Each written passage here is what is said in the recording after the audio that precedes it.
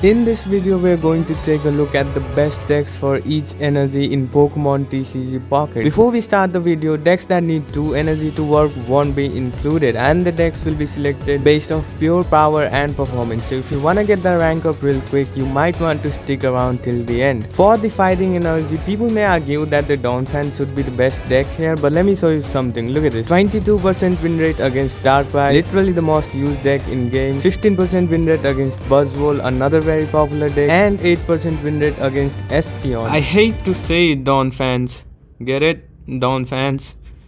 But I can never see this deck working when it's absolutely horrible against the 3 most prevalent matchups. So I'll give the spot to the one and only Sylvally Rampardos deck with a Tyrogue. Pretty decent deck. This used to be such an overpowered deck, but because of the new meta it kind of faded, but still a strong deck. You got the big hitter Rampardos that can one tap quite a lot of mons. You have 2 Pokeballs for consistency because we are using a baby Pokemon as well. Tyrogue helps you a lot while going first, can knock out the EVs without any trouble, and you know there are going to be a lot of EVs in the meta, which gives you a big advantage early in the game. Unfortunately, this game does not have good fighting support, but it's still a decent deck if you want to use something that uses a fighting energy. For the metal energy, I don't think we have much competition. The new Skarmories are not that good, so it's absolutely going to be the Solgaleo deck with a Magearna. Pretty decent deck, works so good against a very annoying Espeon and Sylveon matchup. Basically, if it one taps Sylveon, you know you're going to have a huge advantage early in the game. A lot of the players have stopped using this deck for good reason, so definitely not the best deck. But there was a time where everyone was using Espeon and Sylveon on ladder, and I went like 10-2 with this deck, so yeah, definitely good depending on the meta. And of course we have the reliable Oricorio killer as well, and the new Steel Apron item. Minus 10 damage, meaning it will tank the Charizard attack as well. It's just a better leftover, to be honest, because it will save you from special conditions as well, which can be very annoying, especially with the amount of Naganadel and Crobat. Very good item for the steel types, very beginner friendly deck as well, so definitely worth trying. For the fire energy, we have none other than the good old Charizard, still somewhat of a decent choice. This deck absolutely swept a major tournament recently, so yeah, I've talked about this deck quite a lot. Just roll the dice. If it goes well, you'll pretty much win the whole thing. Does not require any kind of skill to use. Of course we have the reliable Flareon as well, which can come in and not just take the Oricorio but even 2 mons sometimes with that 110 damage, just enough to knock those Sylvally, right? So yeah, definitely one of those decks where you can go on a 10 win streak and also go on a 10 losing streak. Even I went on a 18 win streak with this deck. Check that video out if you wanna. Do not use it without Flareon. You're going to win so many matches for the sacrifice of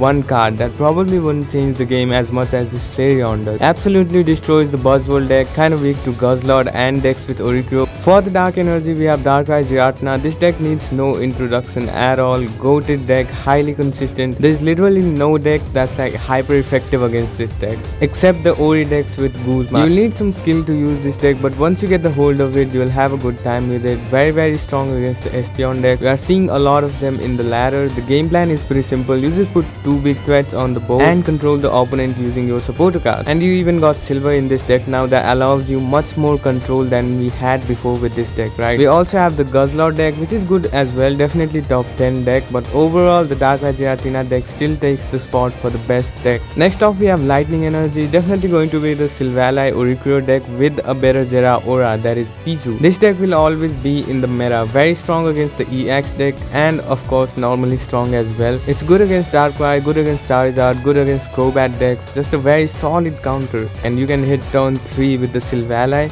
It used to use Zeraora to charge up mons, which was very inconsistent, but now you have this little guy and it's a menace, sets you up for the game, right? I went top 70 last season and I played mostly with this deck. The only difference was we didn't have Pichu, so yeah, highly recommend this deck as well. And now for the water energy, there is legit not a single meta deck that uses water energy, but still now that we have Lyra, this Dragonite deck actually kind of works. You got all the baby mons and stuff, and once it charges up, you can one tap pretty much anything and just sweep the game. This is a very fun deck, you gotta trust me. When it works, it's so rewarding to watch. And yeah, I can't even think of a second good water deck, to be honest. The Sylveon Greninja needs dual energy to work, and most of the Greninja decks need either an extra electric or psychic energy to work. So yeah, not the best deck, but if you want to climb and have fun and you really like Dragonite, this is your deck. For the psychic energy, we have the brand new Espeon deck. It is everywhere, it is consistent. I think this is the second best overall deck the game has for you competitively. You have healers, you have big hitters. There's nothing you lack in this deck except it being weak to dark types, which sadly there is a huge amount of good dark decks in this game. But yeah, really consistent deck, really good against Buzzwole, also good against Sylveon Greninja. Wow, 80% win rate against Sylveon Greninja. So yeah, apart from being weak to some very popular deck, which I think is the only reason to hesitate using this deck, it's a solid 10 on 10 deck. The lowest win rate matchup for this deck is 41%. That's against Darktina, which actually tells you how consistent this deck is. There is no perfect counters to this deck and there is just a lot of options you have. If the opponent's board has a ton of energy, you can go Espeon. If you want that big damage, you can go 130 with the normal Sylveon, and of course you got the EV bags for more convenience. And finally, for the grass energy, we have the Buzzwole deck. We didn't get many grass type good decks after Celebi, but this kind of blew the game right, and it's so good and controlling. I absolutely love this deck, and in a baby meta you cannot not use this deck. You can Cyrus whatever troubles you, you can knock the baby Pokemons, you have a lot of control in the game when you are using it. Very solid deck, good against Darktina as well, and this is honestly one of those decks that won't die, right? There isn't going to be other cards that will be helped by Celesteela. It has its own way of work. So yeah, highly recommend you this deck. Very fun deck to play as well. Charizard will destroy you, but sometimes you can just kill it with a Pheromosa and a Cyrus using the Katana and get the game early. And yeah, that's pretty much about it. Let me know your thoughts about the choices. Hit the sub if you liked the video. See ya, and also good luck.